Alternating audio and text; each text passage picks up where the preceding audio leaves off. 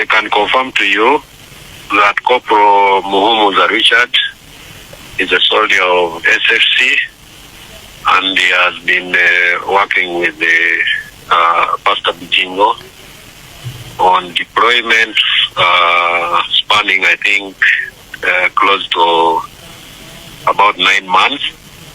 And of course, he met his fate yesterday. And this is very unfortunate to us and to the UPDF fraternity. Corporal Muhumuza died, and of course we are saddened by this.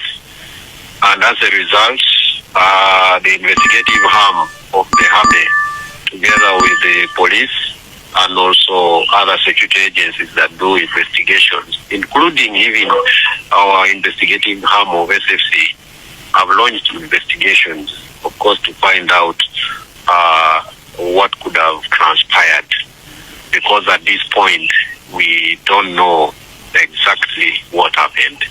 And when this is known, and I believe the public will be informed accordingly of what transpired. So let us leave it to them to investigate, and I believe some clues will be found within the couple of days to come.